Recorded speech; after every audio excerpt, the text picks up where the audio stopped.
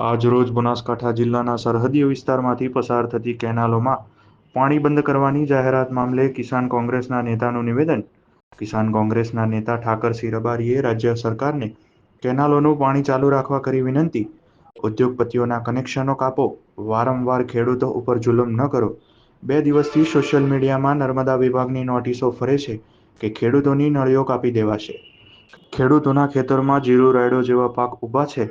જો કેનાલનું પાણી બંધ થશે તો ખેડૂતોનો પાક સુકાઈ જશે. નર્મદા વિભાગે 15 માર્ચે કેનાલોમાં પાણી બંધ કરી દેવા જાહેર કરી છે નોટિસ. 30 એપ્રિલ સુધી પાણી ચાલુ રાખવા કિસાન કોંગ્રેસ નેતા ઠાકરસિંહ રબારીએ કરી વિનંતી. જય કિસાન. નર્મદા વિભાગની છેલ્લા 2 દિવસથી ગ્રુપોમાં નોટિસ ફરી રહી છે. ખેડૂતોને 15/3 પાણી બંધ કરવાનું છે, પરંતુ દુઃખદ એ બાબતનું છે કે નોટિસમાં એમ લખો છો કે બકનળીઓ કાપી દેવામાં આવશે.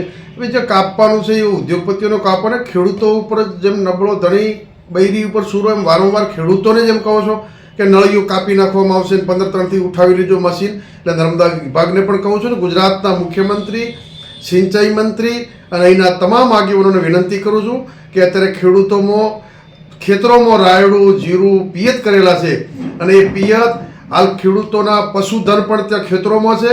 એટલે રાજ્ય સરકારના મુખ્યમંત્રીને વિનંતી કરું છું કે આપ એપ્રિલ મહિનાની 30 તારીખ સુધી પાણી ચાલુ રાખો, ખેડૂતોની વેદના સમજો.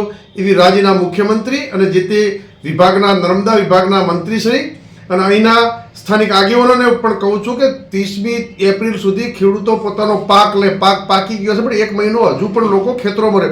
એમના ઢોરોને પાણી પીવા માટે, લોકોને પીવા માટે એપ્રિલ મહિના સુધી રાખો એવી વિનંતી કરું છું. અને દરેક આગેવાનોને પણ કહું છું ખેડૂતોની વેદના સમજીને સરકારમાં રજૂઆત કરે.